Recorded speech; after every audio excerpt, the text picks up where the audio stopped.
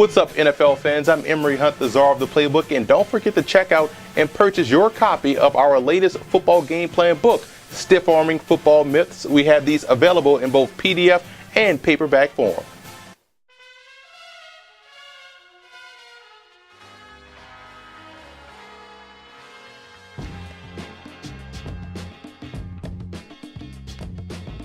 Now let's look at some coaching points for both teams in this ball game, starting with the Houston Texans. And the first thing you want to watch out for will be the offensive adjustments the Texans made from the first time they met the Indianapolis Colts down there in Houston.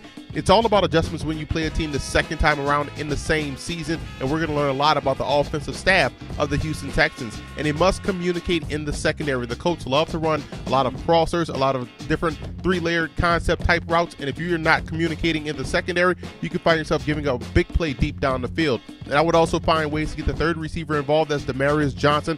Find ways to get him involved in the offense to loosen up that coverage on the outside. That way you'll be able to go to DeAndre Hopkins and Andre Johnson easily on the outside if they're being held accountable for that third receiver, which would be Demarius Johnson. And for the Colts in this ball game, they're going to have to play a clean game offensively. That's no blown assignments offensively as far as protection is concerned. No drop passes, no penalties. Play a clean game offensively, and I think they can have a lot of success versus the Texans. And I would also slide protection toward J.J. Watt. You have to get their best player and perhaps the best player in the NFL blocked up front. That way you can have a chance to throw the football. Anyway, I would rob the middle of the field versus Ryan Fitzpatrick. Here's a guy that's a see-it-throw type passer. Rob the middle of the field, play with single high. Trust your guys on the outside to man up one-on-one versus Johnson and also Hopkins. And that'll also force Ryan Fitzpatrick to be consistently accurate down the sideline.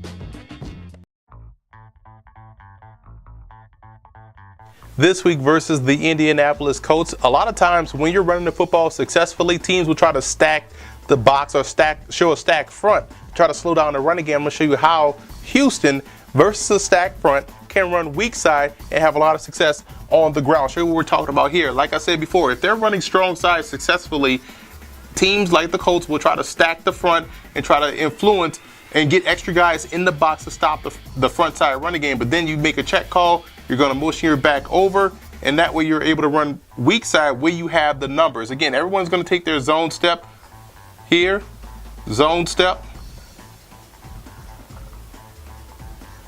outside. Now, the unique part about running weak side when you have a stacked front, now your fullback can lead up and get first threat, whether that be the free-flowing linebacker or the hard-charging alley defender, the free safety. Your cornerback is going to get blocked by the receiver. You're running that stretch play out there to Arian Foster.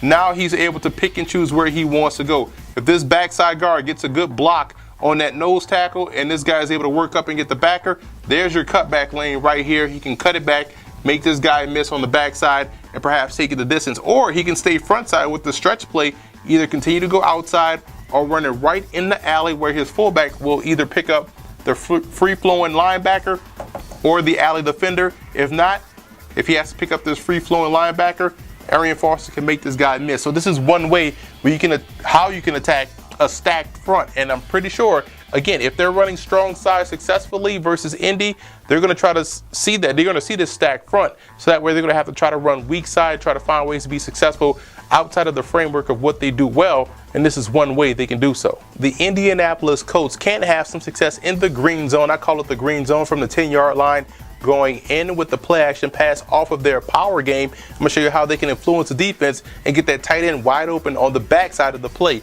Show you what we're talking about here. We're going to try to get the football to the tight end right here on the backside. And what we're doing, we're going to send the receiver in motion. And once he splits the wide receiver and the offensive tackle, you want to snap the football because he's going to run the crosser, the shallow cross across the formation.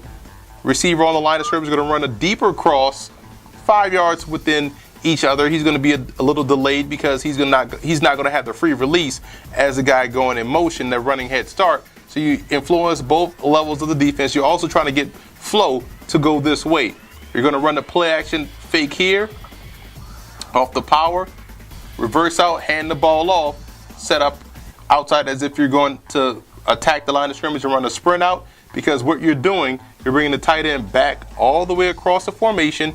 You also have the fullback or the tailback, however you want to play. Let's say the fullback is going to block, tailback is going to continue to run down the seam. So again, even if you're in the red zone or from the 30-yard line, 35-yard line going in, this could be a big play with the tailback running one-on-one with a linebacker. But if you're inside the green zone, 10-yard line going in, this is an excellent play because, again, you're getting flow and all of the you're getting flow and all of the attention going this way, and you're coming back on the backside, hitting the tight end. And we know how much we see in football, whether it's college football, NFL football, CFL, no one covers the tight end on the goal line or inside the green zone. This is one way the Colts can attack that aggressive Texans defense. The biggest X factor in this ball game for the Houston Texans will be their ability to control the clock. I look at the running game with Arian Foster, Alfred Blue. They do a great job in chewing up the TOP. Ryan Fitzpatrick has to do his part and help the team stay on the field to sustain drives. If they can chew up the clock and shrink those possessions for the Colts, the Texans have an excellent chance to move on to 8-6. And for the Colts, I look at the cornerbacks. They have a tall task this week versus Andre Johnson and DeAndre Hopkins, two of the excellent receivers in the AFC. If they can hold their own on the outside, it puts a lot of pressure on Ryan Fitzpatrick to find those guys on the interior, those tight ends and slot wide receivers, which then puts the Colts in better position to play defense. So I think the cornerbacks on the outside will have a huge impact on this ball game. I like the Colts in this ball game. I love the way their passing game forces you to cover every blade of grass. Now, if they're able to run the football with Boom Herron, I think that also bodes well for their chances against the Texans. But I do think their defense will cause enough problems to get the Texans offense off the field and put the ball back in the hands of Andrew Luck.